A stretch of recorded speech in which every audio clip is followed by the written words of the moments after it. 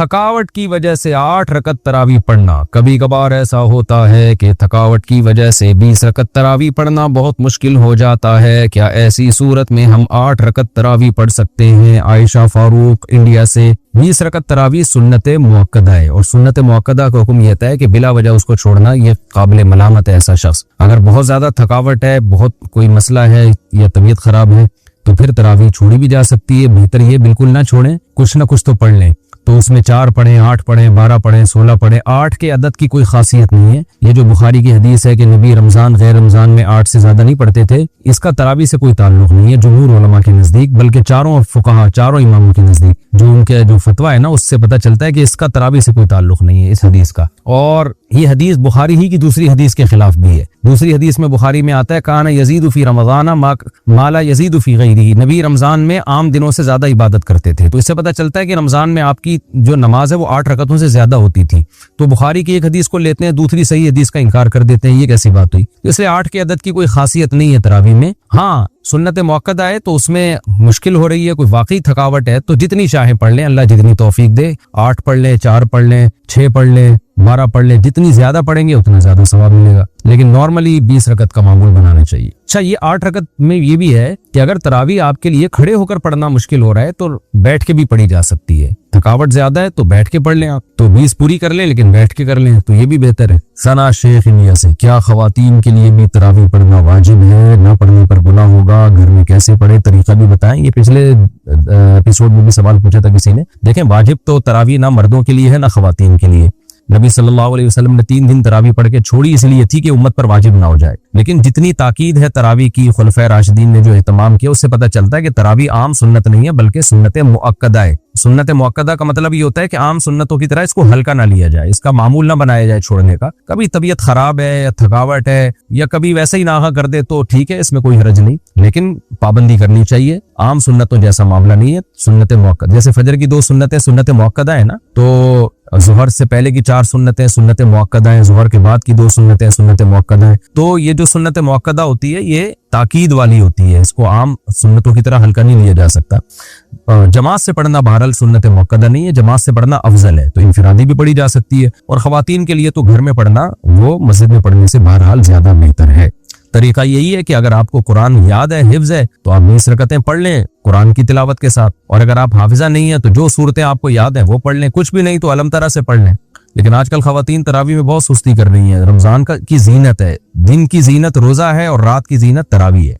पाकिस्तान से किसी ने पूछा क्या खवातीन पर तरावी पढ़ना लाजिम है? तरावी सुन्नत मुअक्कदा है। सुन्नत मुअक्कदा कहते हैं जो फर्ज की तरह और वाजिब की तरह तो नहीं होती, लेकिन वो आम सुन्नतों की तरह भी नहीं होती कि उसको छोड़ने वाले को मलामत ही न की जाए, तो इसको सुन्नत मुअक्कदा कहते हैं। आम सुन्नतों से ज्यादा ताकीद है इसकी, क्योंकि नबी सल्लल्लाहु अलैहि वसल्लम ने जहां भी सियाम रमजान का जिक्र किया, क़याम रमजान का भी साथ में जिक्र किया। दिन का रोजा, रात का क़याम, दिन का रोजा, रात का क़याम। तो ये क़याम कैसे होगा? नबी सल्लल्लाहु अलैहि वसल्लम ने 3 दिन ये क़याम करके बताया कि ऐसे होगा। इसमें कितनी रकतें पड़ी ये मालूम नहीं। फिर हज़रत उमर रज़ी अल्लाह तआला अन्हु के अमल से हमें पता चला कि भाई वो इस तरह से 20 रकतें होंगी, क्योंकि फिर पूरी दुनिया में हजरत उमर ने इसी को राइज किया और चारों इमामों का इस पर इत्तिफाक हुआ कि 20 रकत से कम तरावी नहीं है। तो इससे पता चला कि ये जो क़याम रमजान है ना, यही तरावी है और कम से कम ये 20 रकतें। तो इसलिए, और ये सुन्नत मुअक्कदा है क्योंकि इनकी बहुत ज्यादा ताकीद है। तो सुन्नत मुअक्कदा का हुक्म ये है कि मर्द हो या औरत दोनों के लिए एक ही हुक्म है, अलग अलग नहीं है। हाँ, मर्द बेहतर है कि जमात से पढ़े, जमात से सुन्नत मुअक्कदा नहीं है, खूब समझ ले। इनफिरादी तौर पर भी पढ़ सकते हैं मर्द हो या औरत हो, इन जमात से पढ़ना अफजल है, क्योंकि हजरत उमर ने जमात कायम की थी और इसलिए ताकि कुरान खत्म हो लोगों का। जिनको कुरान पढ़ना आता है वो जमात कराएं, जिनको नहीं आता वो कारी के पीछे सुने। तो खवातीन पे तो मस्जिद की जमात फर्ज नमाज भी लाजिम नहीं है, तो तरावी कहाँ से लाजिम होगी? तो इसलिए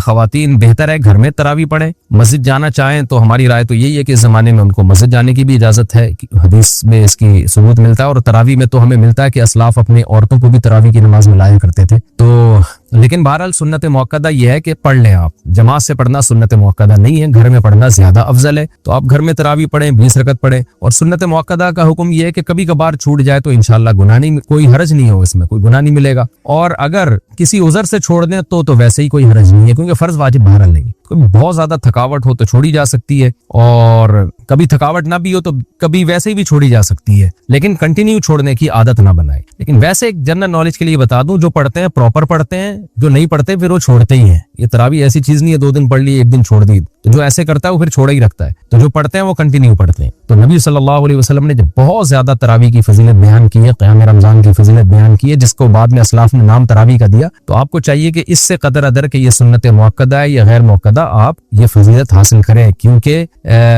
शायर ने कहा तमत्ता मिन शमीमी अरारी नजदिन फमा बादल अशियति मिन अरारी, कि एक खुशबू होती है जैसे रात की रानी की खुशबू, ये रात के बाद खत्म हो जाएगी। तो तरावी की फजीलत भी रमजान के बाद खत्म। तो इस बहस में पढ़े बगैर के सुन्नत मुअक्कदा है या गैर मुअक्कदा है, वाजिब है या नहीं, इस बहस में पढ़े बगैर आप कंटिन्यू पढ़ लें, क्योंकि सवाब बहुत है इसका। और ये ईद का चांद नजर आते ही आपके पास ये ऑप्शन खत्म हो जाएगा। लेकिन हुक्म यही है कि सुन्नत मुअक्कदा है।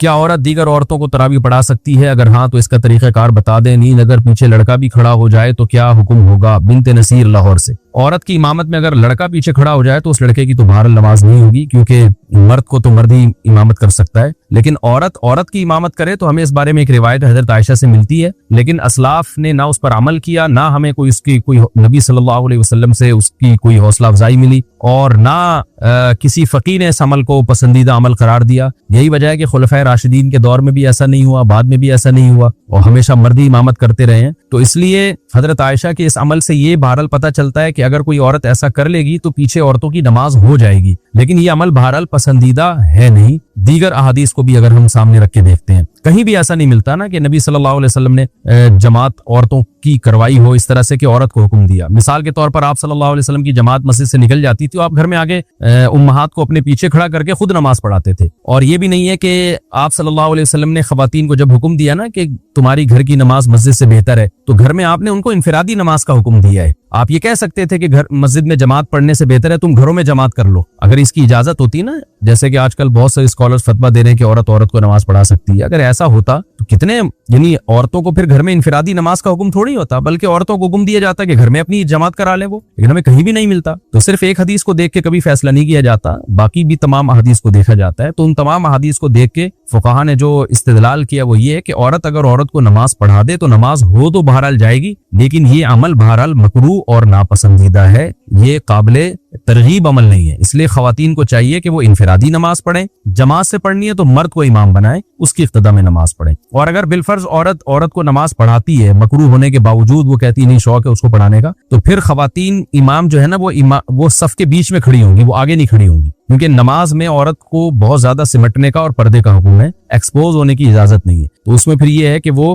खवातीन, जैसे हज़रत आयशा के बारे में यही है ना कि खवातीन के बीच में थी वो, तो फिर आगे जाने के बजाय जहां सफ है उसी के बीच में वो औरत खड़ी होकर नमाज पढ़ाई। सऊदी अरब में आज अगर 10 रकत तरावी शुरू हो रही है तो बाज लोग दलील के तौर पे पेश करते हैं, वो देखो सऊदी अरब में भी 10 शुरू हो गई, इसका मतलब 20 रकत सुन्नत नहीं है। भाई मक्का और मदीना में हजरत उमर रजी अल्लाह तआला अन्हु की खिलाफत राशिदा में जब से 20 रकत तरावी शुरू हुई है, पूरे आलम इस्लाम में शुरू में ऐसा हुआ कहीं 16 कहीं 40 भी हुई है, और इससे कम तो हमें मिलती नहीं है। मुवत्ता की एक रिवायत में है कि 13 एक में आता है 8 और एक में आता है 20। 13 और 8 वाली को उलमा ने मुस्तरब कह के रद्द किया है, तभी इमाम मालिक ने खुद इन रिवायतों को नहीं लिया। और वैसे भी हजरत उमर ने अगर 13 या 8 शुरू की होती तो पूरे आलम इस्लाम में उस वक्त कहीं तो 8 या 12 या 13 हो रही होती ना, कोई एक रिवायत तो मिलती, एक भी नहीं मिलती। कम से कम 16 की, फिर 16 से 20, ज्यादातर 20, फिर 20 से भी ज्यादा मिलती हैं। तो चारों आइम्मा किराम ने जब तहकीक की आज से हजारों साल पहले, तो उनकी राय हजरत उमर के अमल की वजह से ये कायम हुई कि इसमें सुन्नत अमल कितना है? 20 रकत। उस वक्त से लेके मस्जिद नबवी और मस्जिद हराम में आज तक सन 2021 तक, आज तो 22 है ना, पिछले साल कोरोना था, उससे पहले सन 2020 तक कितनी रकतें तरावी हो रही हैं? 20 रकतें सुन्नत समझ के। आज अगर हरम में हमेशा के लिए भी 10 हो जाती हैं तो मेरे भाई इस्लाम वो है जो कदीम है, कुरान और सुन्नत की वो तशरीह जो पहले उलमा कर चुके हैं, पूरी उम्मत उस पर। आज की तशरीहात पर हमें एतमाद नहीं है। आज हुकूमतों के दबाव होते हैं, आज मफादात होते हैं, किसी भी हम इल्जाम नहीं लगा रहे। आज बाज दफा सोचने में गलती करता है इंसान, कुरान और हदीस का अपनी तरफ से मफहूम मुराद ले रहा होता है। हमारे अहले हदीस भाई आम तौर पर सही बुखारी की हदीस पेश करते हैं कि नबी सल्लल्लाहु अलैहि वसल्लम रमजान गैर रमजान में 8 रकत से ज्यादा नहीं पढ़ते थे। थे। इसके तो बहुत आसान जवाब है। इस हदीस से तरावी पर इस्तेदलाल करना तो इतना गलत है, इतना गलत है, मैं हैरान होता हूँ। भाई नबी अगर 8 रकत पढ़ते थे तो क्या जमात से पढ़ते थे? आप जमात से क्यों पढ़ते हैं? नबी तो आखिरी वक्त में पढ़ते थे, आप इशा के बाद क्यों पढ़ते हैं? दूसरी बात ये, बुखारी ही में दूसरी हदीस भी तो है कि नबी सल्लल्लाहु अलैहि वसल्लम यजीदु फी रमज़ान मा ला यजीदु फी गैरिही, रमजान में जो रात की इबादत खास तौर पर उसकी तादाद मिकदार वो रमजान के अलावा की तादाद से ज्यादा। बुखारी ही की दूसरी हदीस इस हदीस के क्या है? अगेंस्ट है। तो इसको क्यों लेते हो, उसको क्यों नहीं लेते? दोनों हदीसें सही बुखारी की हैं। इसी वजह से उलमा ने कहा है कि हजरत आयशा की जो हदीस है ना कि नबी रमजान और गैर रमजान में 8 से ज्यादा नहीं पढ़ते, ये मुस्तरब है, क्योंकि दूसरी हदीस बिल्कुल इसके अगेंस्ट है। जब दो हदीसें बिल्कुल एक जैसी सनद की हों और एक दूसरे की अगेंस्ट हों तो उनमें किसी से भी आप इस्तेदलाल नहीं कर सकते। इसकी मिसाल ऐसे है जैसे बुखारी में है कि हजरत सुलेमान अलैहिस्सलाम ने एक रात में अपनी 60 बीवियों से हमबिस्तरी की। दूसरी में आता है 100 बीवियों से की। 60 और 100 के अदद एक दूसरे के बिल्कुल क्या है? अपोजिट। अब आप एक अदद के बारे में भी यकीन से नहीं कह सकते क्योंकि इसमें दोनों एक दूसरे के बिल्कुल खिलाफ हैं। हम ये कहेंगे बहुत कसरत से अज़वाज थी, सही तादाद हमें मालूम नहीं है, या हम कुछ और तावील करेंगे। हफीज़ कुल्लु मा लम यहफ़ज़हुल आखर के एक ने 100 का अदद कहा, उनको था कि 100, एक ने कहा कि 60 का तो मुझे याद है, उससे ऊपर का याद नहीं है। लेकिन तरजीह इसमें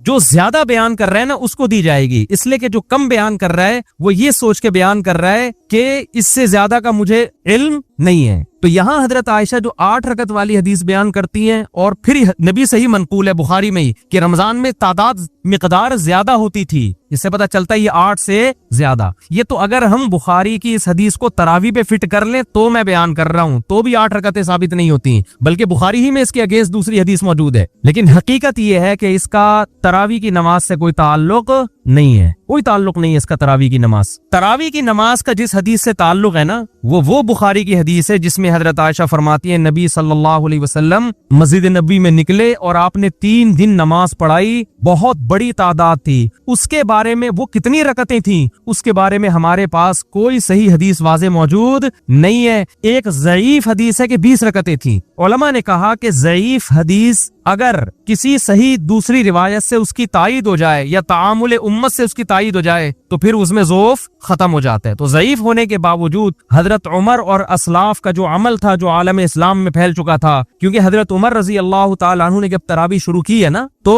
अइम्मा कराम ये कहा करते थे कि मा रअयतु उमरा मुब्तदिअन, हम हजरत उमर को बिदती नहीं समझते। हजरत उमर ने एक काम किया तो ये हो नहीं सकता कि नबी से उसकी असल न मिले, ये हो नहीं सकता कि नबी से उसकी तो चूंकि हजरत उमर से 20 रकतें जो सही सनद है, अगरचे वो हदीस मुरसल है। हमारे अहले हदीस भाई एतराज करते हैं कि जो हजरत उमर से 20 रकतें बयान कर रहा है उसने हजरत उमर का जमाना नहीं पाया, लिहाजा ये हदीस मुनक़ते दरमियान में रावी क्या है? शार्ट है। इसका उलमा ने जवाब दिया है, मुज्तहिदीन ने वो जवाब ये दिया है कि ये जो तादाद रकात है ना ये जब पूरे आलम इस्लाम में जब ये फैली हैं तो ये चीज ऐसी नहीं है जो मशहूर ना हो। तो जो चीजें मशहूर होती हैं, जो खुलेआम सब उसको सुबह शाम देख रहे होते हैं, वो चीजें बयान करने में सनद की मोहताज नहीं होती। और ये किसी देवबंदी का कौल नहीं है, ये सऊदी अरब के अरब आलिम ही के कौल में आपके सामने पेश कर रहा हूँ। सऊदी अरब में आज से चंद साल पहले 20 रकतों को खत्म करने की जब कोशिश की तो मदीना यूनिवर्सिटी के जो चांसलर थे अतिया सालिम, उन्होंने किताब लिखी कि 1000 साल से ज्यादा सऊदी मक्का मदीना में 20 रकत तरावी हो रही है। उसका उन्होंने इसमें जवाब दिया है कि ये जो हजरत उमर से 20 रकतें मनकूल है ना, हदीस मुरसल कहते हैं रावी अपने से ऊपर के रावी का नाम अज़फ कर दे, तो उन्होंने कहा इसके मुरसल होने से हदीस ज़ईफ नहीं होगी क्योंकि ये चीजें शोहरत की बिना पर बयान की जाती है। तरावी कोई बंद कमरे में छुप के थोड़ी हो रही थी, सारी दुनिया देख रही थी कितनी रकतें हो रही हैं। तभी मुहद्दिसीन ने, उलमा ने, फुक़हा ने जो फतवा दिया ना 20 रकतों का, तो उनमें से किसी ने भी ये नहीं कहा कि हमारे पास सही सनद से ये बात पहुंची। उन्होंने कहा शोहरत है इसकी। इमाम शाफी से पूछा, इमाम शाफी से, कि आपके पास तरावी के सुन्नत होने की क्या दलील है? उन्होंने कहा सारे मक्का वाले 20 रकतें पढ़ रहे हैं। तो ये जो तवातुर सीना बसीना चला आ रहा है ना हजरत उमर के दौर से, यानी हरम में 20 रकतें होती चली आ रही हैं, तो इमाम शाफी ने इस अमल से इस्तेदलाल किया। हालांकि इमाम शाफी का जमाना तो बहुत कदीम है। इमाम बुखारी के उस्ताद थे इमाम अहमद के उस्ताद हैं इमाम शाफी, इमाम शाफी के उस्ताद हैं इमाम मोहम्मद और इमाम मालिक से ऊपर का दर्जा ताबीईन का शुरू हो जाता है। दूसरी सदी हिजरी की बात कर रहा हूं मैं आपके सामने। इस्लाम आए हुए दुनिया में 100 साल हुए हैं। 100 साल के बाद इमाम शाफी क्या कह रहे हैं? हम मक्का में लोगों को कितनी पढ़ते हुए पा रहे हैं? 20 रकतें। मक्का से कितना दूर है कूफा और बसरा, जहां हजरत अली की खिलाफत कायम हुई थी? वहां अब्दुल्ला बिन मसूद कितनी पढ़ रहे थे? 20 रकतें। उनके शागिर्द उनसे यही नकल करते चले आ रहे हैं। तो इतनी बड़ी तादाद जब एक चीज पर जमा हो गई, और फिर अल्लामा शामी ने आज से 150-200 साल पहले लिखे पूरी रूए जमीन पर कहीं भी 20 रकत से कम एक रकत भी नहीं हो रही, तो क्या अल्लामा शामी के दौर में उम्मत गुमराही पे जमा हो गई थी? हालांकि सही हदीस में है कि मेरी उम्मत गुमराही पे कभी जमा नहीं हो सकती। तो हम आपसे मुतालबा करते हैं कि अगर आप सही बुखारी की उस 8 रकत वाली हदीस को कहते हो ना कि वो असल है, तो पहला सवाल ये है कि वो इनफिरादी पढ़ी गई है, आप जमात से क्यों पढ़ते हो? आप रकतें नबी से ले रहे हो, जमात किससे ले रहे हो? हजरत उमर से। ये गलत है। नंबर 2, वो रात के आखिरी हिस्से में पढ़ी गई हैं, आप कब पढ़ रहे हो? इशा के फौरन बाद पढ़ रहे हो। बाज लोग यहाँ ये भी कहते हैं कि नफिल नमाज है, इसमें कोई अदद मुतय्यन नहीं है, जितनी चाहे पढ़ लो। खूब समझ लें, नफिल नमाज में जमात लोगों को इकट्ठा करके पढ़ना ये जायज नहीं है, जब तक आपके पास इसका सबूत नबी सल्लल्लाहु अलैहि वसल्लम से सराहतन या दलालतन ना हो। सराहतन का मतलब नबी से सनद हो, दलालन का मतलब सहाबा ने किया हो, सहाबा का अमल ये बता रहा हो कि नबी ने किया होगा। बास चीजें सराहतन होती है, बास कैसे होती हैं? दलालतन। दलालतन का मतलब ये होता है कि जैसे हमने अपनी आंखों से तो नहीं देखा, सूरज की रोशनी देखकर यकीन हो रहा है कि सूरज निकला हुआ है, तो सहाबा का अमल देखकर यकीन हो गया कि यकीनन नबी ने ये अमल किया है। इसको कहते हैं दलालतन। तो नबी सल्लल्लाहु अलैहि वसल्लम, हाँ लोग ये कहते हैं कि भाई कोई अदद मुतय्यन नहीं है, जितनी चाहे पढ़ लो, और हम 8 इसलिए पढ़ते हैं कि लोगों ने 20 को सुन्नत करार दे दी है, तो जितनी चाहे पढ़ लो। खूब समझ लें, इबादत तौकीफी होती है, इनमें अपनी राय का दखल नहीं। तौकीफ का मतलब ये है कि जिन कैफियत के साथ जिस तरह मनकूल है, उसमें आप अपनी तरफ से काट छांट नहीं कर सकते। मैंने एक दफा ये बयान किया था कि नफिल नमाज इस तरह लोगों को मस्जिद में जमा करना जमात के साथ ये जायज नहीं है। तो जितनी रकतों की का सबूत होगा उतनी जायज होंगी, उससे ज्यादा की इजाजत नहीं होगी, ना उससे कम की हमें इजाजत। कम की इजाजत का मतलब उससे कम को सुन्नत करार देना। सुन्नत समझ के कोई छोड़ देता है एक अलग बात है, पूरे रमजान ही नहीं पढ़ता, लेकिन उस अदद में तब्दीली नहीं कर सकता वो। तो लोगों ने ना इस पे कमेंट्स में बड़ा मजाक उड़ाया कि लो भाई नया फतवा आ गया। तो मैं उन लोगों से पूछता हूँ, अगर ये जायज है तो ईद की रात भी कर लो ना ये काम। भाई अगर ये तहज्जुद है और जमात के साथ जायज है तो आप ईद की रात कर लिया करो, फिर अगले दिन भी कर लिया करो। ये क्या बात है कि चांद नजर आया, जितनी रकतें तरावी की थी वहीं छोड़कर मार्केट से क्या हो गए? शार्ट हो गए। क्यों? अब इसको जमात से पढ़ना, इस नफिल नमाज को इस तरीके से, ये अमल क्या बन जाएगा? बिदअत। तो इसके लिए सबूत चाहिए, जितनी रकतों का सबूत होगा उतनी ही सुन्नत होंगी, उससे कम कोई सुस्ती की वजह से ना पढ़े एक अलग बात है। जैसे जोहर से पहले 4 सुन्नतें सुन्नत हैं, उसमें 2 को सुन्नत नहीं कह सकते। हाँ कोई सुस्ती की वजह से पूरी 4 छोड़ दे या 2 पढ़ ले, वो उसका अपना मसला है। तो तरावी कोई 10 पढ़ ले, कोई 8 पढ़ ले, कोई 4 पढ़ ले, कोई 16 पढ़ ले, ये उसका अपनी टेंशन है। सुन्नत अदद वो 4 को या 8 को या 12 को या 16 को नहीं कह सकता। सुन्नत अदद इतनी को कहेगा जितनी खुलफाए राशिदीन से मनकूल है। समझते हो कि नहीं समझते? और अगर किसी ने उसमें कमी की है तो उनकी जाती राय है। हम उन अइम्मा की राय को और हजरत उमर की राय और उस्मान और अली की राय को तरजीह देते हैं बाकी मुज्तहिदीन की राय पर। समझते हो कि नहीं समझते? तो और एक अहम तरीन बात मैंने ये भी बयान में कहा था, ये जो मसलक परस्त लोग होते हैं ना, मसलक परस्त, ये क्या करते हैं? ये खुद बहुत शख्सियत परस्त होते हैं। इनके खिलाफ कोई भी दलील जारी होगी ना, एक तो गुस्से से इनके मुंह से झाग निकलना शुरू हो जाता है। कभी तसल्ली से जवाब देना, जो सवाल पूछा जाए बात को क्या कर देते हैं? घुमा देते हैं। हम अगर मसलक परस्त होते तो मैं तरावी में आपको देवबंदी बनने की दावत दे रहा होता। मैं तरावी के मसले में आपको कह रहा होता जो उर्दू बोलने वाले उलमा है उनको फॉलो करो। मैं कह रहा हूँ खुलफाए राशिदीन को, इमाम अबू हनीफा को, इमाम शाफी को, इमाम मालिक को, इमाम अहमद बिन हम्बल को फॉलो करो। 1400 साल से हरमैन में जो होता आ रहा है उसको फॉलो करो। लेकिन मेरे इस बयान को क्या कहेंगे? देवबंदियत का प्रचार कर रहा है ना। और आप पूरी उम्मत को उठा के एक तरफ फेंक दो। आपके बाबे ने जो दलाइल दे दिए उस पे को पत्थर, यानी जैसे पत्थर पे लकीर तब्दील नहीं होती ना, ऐसे आप उसके बारे में लचक न दिखाओ। आपके बाबों ने दलील ले दी कि मुवत्ता इमाम मालिक में 8 रकत की हदीस बिल्कुल सही है, कोई ज़ईफ साबित नहीं कर सकता। हम जब उसको साबित करने के लिए, हवाले देने के लिए आपके घर पे आ रहे हैं, आप वो हवाले सुनने के लिए तैयार नहीं है। और हमने वो हवाले वीडियो ऑडियो बयान में रिकॉर्ड करवा भी दिए हैं। मेरा तरावी के मसले पर ऑडियो बयान है, उसमें पूरे हवालों के साथ मैंने हदीसें पढ़ के पेश की हैं। 8 रकत तरावी जो मुवत्ता इमाम मालिक की हदीस है उसको किन किन मुहद्दिसीन ने ज़ईफ करार दिया और किन किन ने कहा कि इससे इस्तिदलाल दुरुस्त नहीं है, ये सारे हवाले मैंने पेश कर दिए हैं। फिर भी बाज लोग ये दावा करते हैं कि उसको कोई भी ज़ईफ नहीं कहता। तो फेंकने पर गवर्नमेंट की तरफ से कोई पाबंदी नहीं है। और मैंने ये भी कहा था अगर वो सही होती तो इमाम मालिक अपनी मुवत्ता पर खुद तो फतवा देते ना। वो खुद तो 20 रकतों से भी ज्यादा के कायल हैं। कोई जवाब नहीं है इन लोगों के पास किसी चीज का। तो मसलक परस्ती की वहां अब मैं एक अहम दलील आपको दे रहा हूँ। इस नमाज ये सलातुल लैल है, इसमें दो राय नहीं हो सकती। लेकिन यहाँ भी बाज लोगों ने कंफ्यूजन पैदा की है। बाज लोगों ने कहा चूंकि ये सलातुल लैल है लिहाजा ये तहज्जुद है। लिहाजा ये क्या है? एक साहब ने ये भी दलील दी है, मशहूर बुजुर्ग हैं, उन्होंने दलील ये दी है कि ये नाम भी बिदअत है, लोगों ने खुद बाद में रखा है इसका नाम तरावी। नबी से तो हमें सलातुल लैल मिलती है, इसके अलावा कोई नमाज नहीं मिलती। और दलील दी है इमाम बुखारी ने सलातुल लैल का बाब बांधा है और उसके तहत तरावी का भी तस्करा किया और तहज्जुद का भी और वितर का भी। लिहाजा ये सब क्या है? एक ही नमाज है। ये ऐसे है जैसे मैं कहूँ मेडिकल साइंस की किताबों में एक बाब बांधा हुआ है जानदार और गैर जानदार के उन्वान के तहत इंसान का भी तस्करा है, गधे का भी है, कुत्ते बिल्ली का भी है। लिहाजा ये सारे एक ही हैं। नहीं आई बात समझ? अरे भाई ये जानदार होने में एक हैं, उसके अलावा ये एक नहीं है। तो इमाम बुखारी सलातुल लैल का बाब बांध के जो नमाजों का तस्करा कर रहे हैं, इसका मतलब ये नहीं कि सारी नमाजें एक हैं। तभी तो उनको अलग अलग नाम दिया गया है। वितर को अलग नाम दिया है, तहज्जुद को अलग नाम दिया है, तरावी को अलग नाम अगरचे बाद में दिया गया है, मगर दिया इसलिए गया है कि इसकी कैफियत और इसके पढ़ने का तरीका आम तहज्जुद से जुदा है,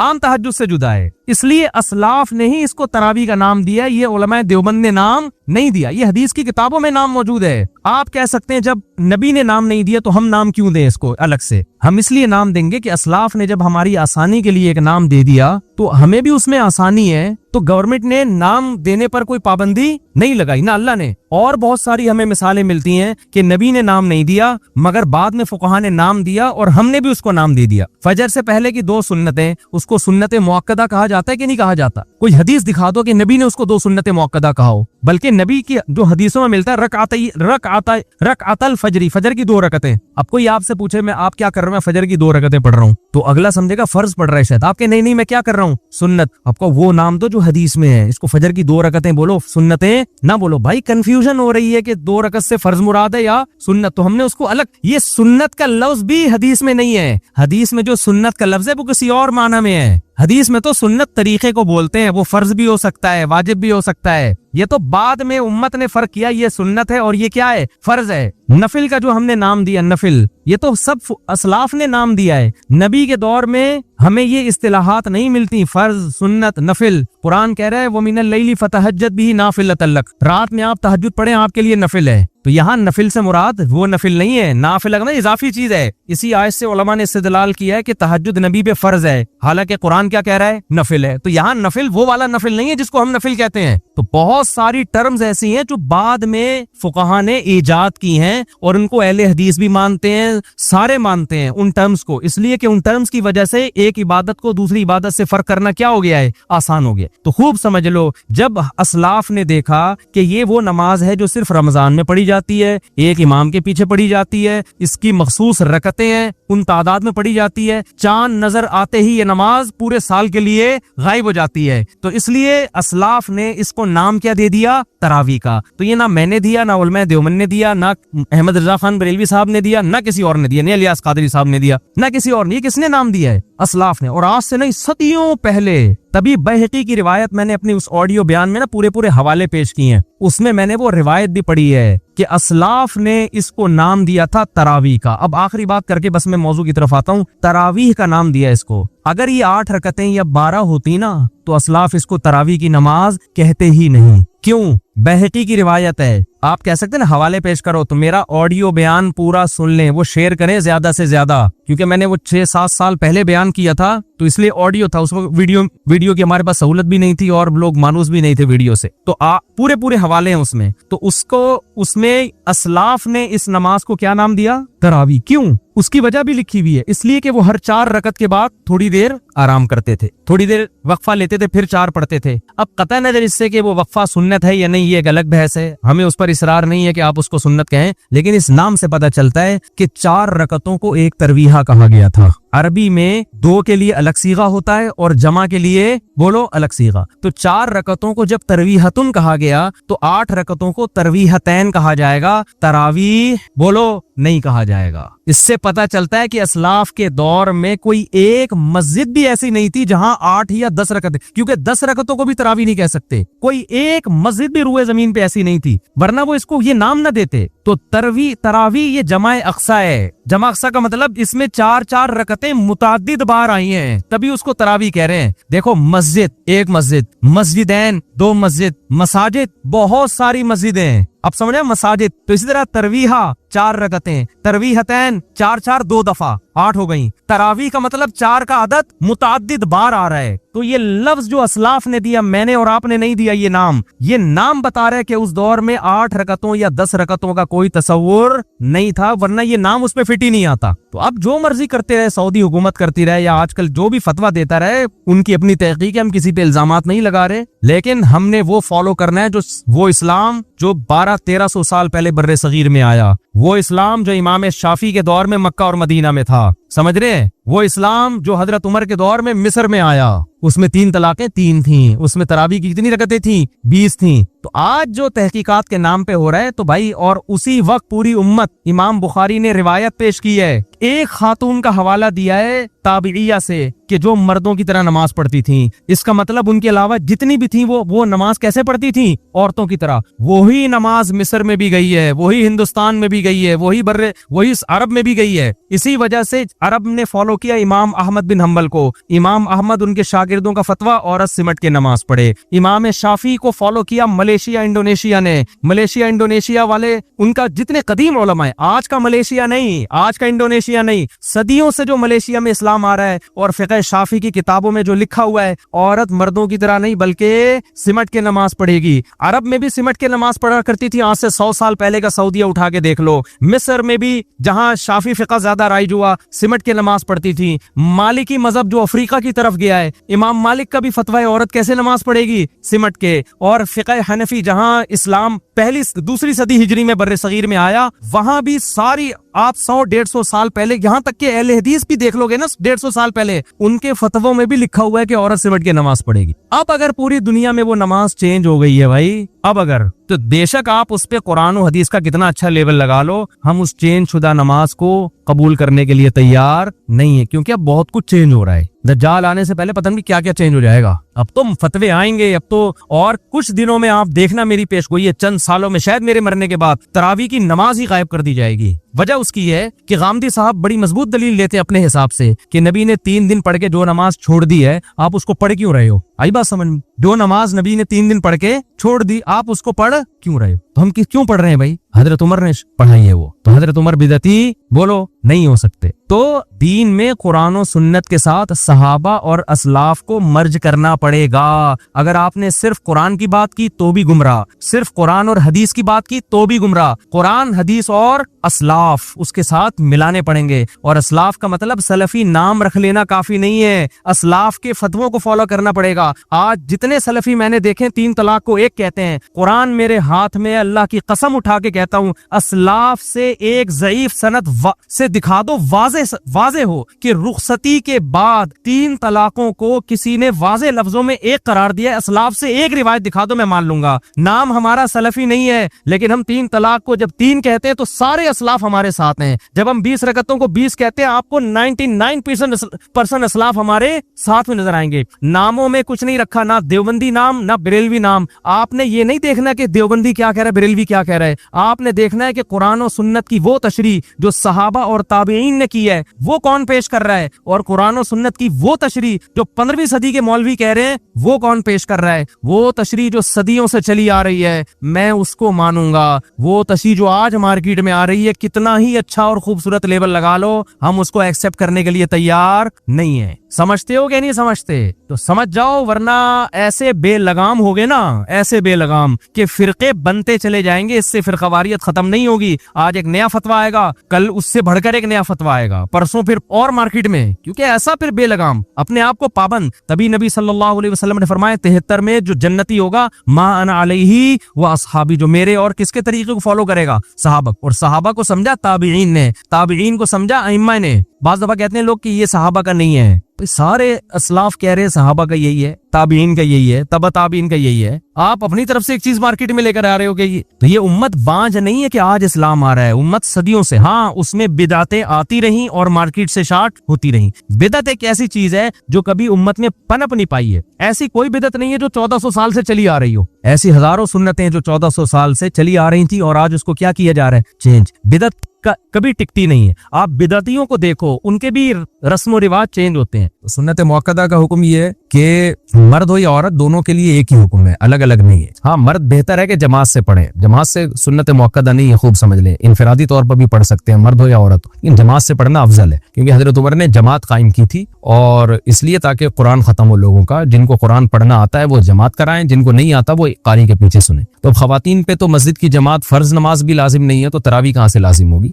तो इसलिए खवातीन बेहतर है घर में तरावी पढ़े। मस्जिद जाना चाहें तो हमारी राय तो यही है कि इस जमाने में उनको मस्जिद जाने की भी इजाजत है, हदीस में इसकी सबूत मिलता है। और तरावी में तो हमें मिलता है कि असलाफ अपने औरतों को भी तरावी की नमाज में लाया करते थे। तो लेकिन बहरहाल सुन्नत मुअक्कदा यह है कि पढ़ लें आप। जमात से पढ़ना सुन्नत मुअक्कदा नहीं है, घर में पढ़ना ज्यादा अफजल है। तो आप घर में तरावी पढ़ें, 20 रकत पढ़ें। और सुन्नत मुअक्कदा का हुक्म यह है कि कभी कभार छूट जाए तो इंशाअल्लाह गुनाह नहीं, कोई हरज नहीं हो, इसमें कोई गुनाह नहीं मिलेगा। और अगर किसी उज़र से छोड़ दें तो वैसे ही कोई हरज नहीं है, क्योंकि फर्ज वाजिब बहरहाल नहीं। कभी बहुत ज्यादा थकावट हो तो छोड़ी जा सकती है, और कभी थकावट ना भी हो तो कभी वैसे ही भी छोड़ी जा सकती है, लेकिन कंटिन्यू छोड़ने की आदत ना बनाए। लेकिन वैसे एक जनरल नॉलेज के लिए बता दूं, जो पढ़ते हैं प्रॉपर पढ़ते हैं, जो नहीं पढ़ते फिर वो छोड़ते ही हैं। ये तरावी ऐसी चीज नहीं है 2 दिन पढ़ ली 1 दिन छोड़ दी। तो जो ऐसे करता है वो फिर छोड़ ही रखता है। तो जो पढ़ते हैं वो कंटिन्यू पढ़ते हैं। तो नबी सल्लल्लाहु अलैहि वसल्लम ने जब बहुत ज्यादा तरावी की फजीलत बयान की है, क़याम रमजान की फजीलत बयान की है, जिसको बाद में असलाफ ने नाम तरावी का दिया, तो आपको चाहिए कि इससे कदर अदर के ये सुन्नत मुअक्कदा है या गैर मुअक्कदा, आप ये फजीलत हासिल करें। क्योंकि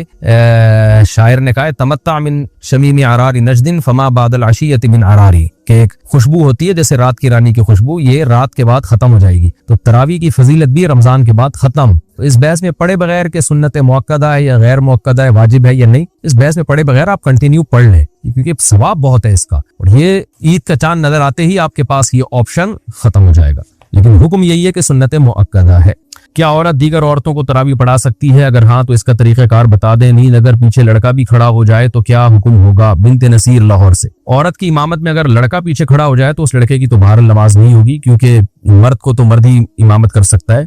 लेकिन औरत की इमामत करे तो हमें इस बारे में एक रिवायत हजरत आयशा से मिलती है, लेकिन असलाफ ने ना उस पर अमल किया, ना हमें कोई उसकी कोई नबी सल्लल्लाहु अलैहि वसल्लम से उसकी कोई हौसला अफजाई मिली, और ना किसी फकीह ने इस अमल को पसंदीदा अमल करार दिया। यही वजह है कि खुलफाए राशिदीन के दौर में भी ऐसा नहीं हुआ, बाद में भी ऐसा नहीं हुआ, और हमेशा मर्द ही इमामत करते रहे हैं। तो इसलिए हजरत आयशा के इस अमल से ये बहरहाल पता चलता है कि अगर कोई औरत ऐसा कर लेगी तो पीछे औरतों की नमाज हो जाएगी। लेकिन ये अमल बहरहाल पसंदीदा है नहीं। दीगर अहादीस को भी अगर हम सामने रख के देखते हैं, कहीं भी ऐसा नहीं मिलता ना कि नबी सल्लल्लाहु अलैहि वसल्लम ने जमात औरतों की करवाई हो इस तरह से कि औरत को हुक्म दिया। मिसाल के तौर पर आप सल्लल्लाहु अलैहि वसल्लम की जमात मस्जिद से निकल जाती थी, आप घर में आगे उम्महात को अपने पीछे खड़ा करके खुद नमाज पढ़ाते थे। और ये भी नहीं है कि आप सल्लल्लाहु अलैहि वसल्लम ने खवातीन को जब हुक्म दिया ना कि तुम्हारी घर की नमाज मस्जिद से बेहतर है, तो घर में आपने उनको इनफिरादी नमाज का हुक्म दिया है। आप ये कह सकते थे कि घर मस्जिद में जमात पढ़ने से बेहतर है तुम घरों में जमात कर लो, अगर इसकी इजाजत होती ना, जैसे कि आजकल बहुत सारे स्कॉलर्स फतवा दे रहे हैं कि औरत को नमाज पढ़ा सकती है। अगर ऐसा होता